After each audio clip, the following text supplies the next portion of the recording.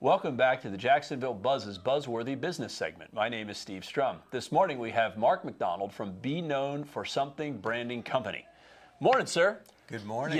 It's good to see you again. Time flies. Definitely. I guess it must mean we're having fun. Exactly. That's a lot of flying. So, the last time I think you were here, we were talking about a book that happened to be called, Be Known for Something, which is this book. Exactly. But now there's a fun little orange topper on it. You and I talked in COVID, which, by the way, was 4 or 5 years ago. Which is just crazy to even think about how nuts. fast that went by, yet the time of COVID went by excruciatingly slow. There's a great movie that referenced a gentleman by the name of LL Cool J. There was a movie that explained the theory of relativity about the hot stove technique. You put your hand on a hot stove, it can, it's there for a nanosecond, but it feels like it's been there for an hour. Amazing how fast and slow time goes. Your world is all about communication. Interesting that we're having this conversation both as a pre-COVID and as a post-COVID. How has your world of communication that you help other people understand changed over the last 4 or 5 years? Well, I focus a lot on churches and nonprofits, and before COVID, we kept saying you've got to have a digital footprint. You've got to make sure that your website's the center of your digital hub, where oftentimes people went with that print because it was just a whole lot easier to do in print. And then COVID happened, and that kind of gave everybody that little bit of a nudge just to make sure that the digital footprint is there. And it's a totally wildly different thing that you create a brochure or something in print, you hand it out, you expect everyone has read it. But when you go to digital, you can actually know how many people have read it.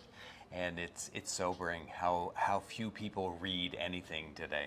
It is, to your point, amazing. Actually, the organization that we're in right here, they do a lot of those analytics. And when I very first met this group 15 years ago, I was the president of a credit union. We were talking about marketing and things like that. And of course, this is how we always used to do it: billboards and phone book. Right. I don't even know if they make phone books anymore. And I always took the phone book as what you put your laptop on to keep your legs from getting hot. And there's no tracking. Now you can track down to like the zip code what target audience you're hitting, should you want to. And then you add in this COVID universe, and everything completely changed almost overnight, or 4 years, into a completely new economic environment. By how we do business has completely revolutionized. Now, going on nonprofits and church land, it's not like you're going to be buying things from them per se, but churches, nonprofits are there for the benefit of the common people and their congregations. How are they leveraging some of those new tips and tricks that you're trying to help them with in order for them to get those analytics so that they can meet, whether it's their fundraising goal, charitable giving goal, everybody has goals. How are you helping them understand how that works now in this environment? Well, I do talk a lot to churches, but even for people running businesses, especially small businesses, oftentimes we think we have a message that everybody needs to know.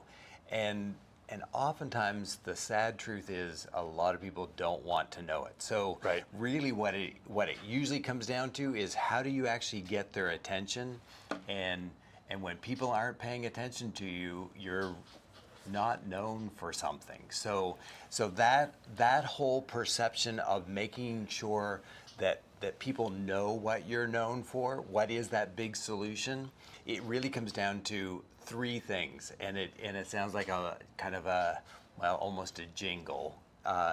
Say their name, speak their pain, solutions to proclaim. So say their name, speak their pain, solutions to proclaim.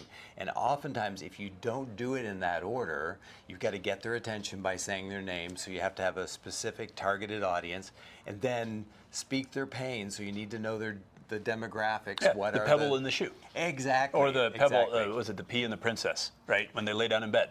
Yeah, and you're really good at identifying pain. So as soon as you talk to somebody, you've got to figure out quickly what is their main pain, and then as soon as you know their pain, then solutions to proclaim. So oftentimes people get so excited about what they have as that big solution. So they start selling the solution, and they haven't gotten anybody's attention. So it's really a waste of time. Well, in my professional universe, in the stock market, right, people oftentimes go look at the mousetrap, but they don't realize why do they even have the mousetrap. And that's applicable to whether you're a plumber, church, a local coffee shop, right? Everybody has a reason that they go into, have that dialogue. So let's, as we kind of wrap it out, let's talk a little bit about the book. So, Be known for something.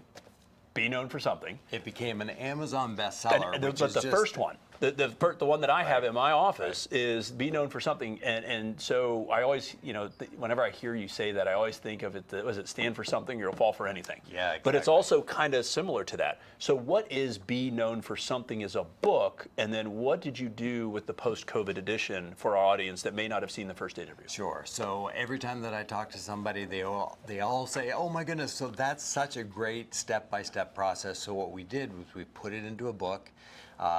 It was probably the hardest thing that I've ever done to actually write a book.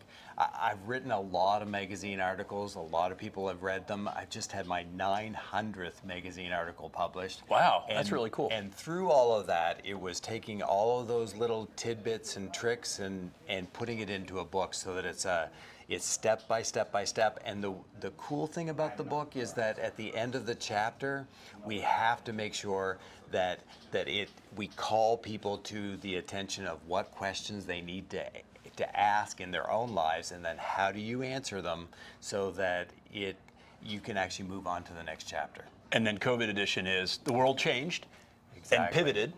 How did you pivot? Went more digital. Went more, right. And so we added over 50 pages more into the Be Known for Something, just to be able to say, so here's some things that have happened.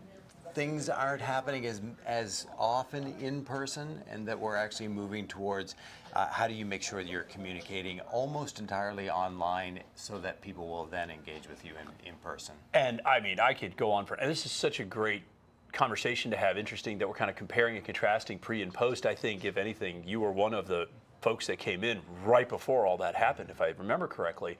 And how now it's still here, same game, different twist, and it just moves so fast. And so you have an awesome newsletter that you put out for people for free.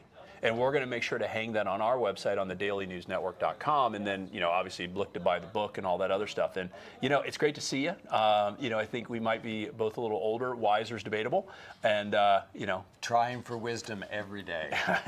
Sometimes it's just moving your left foot in front of your right foot. But exactly. I really appreciate you coming in and seeing us again. Guys, thanks for joining us today on Buzzworthy Business. Check out Mark's book on our website as well as on Amazon. remember, if you like what you see and you want to share us, always live with gratitude.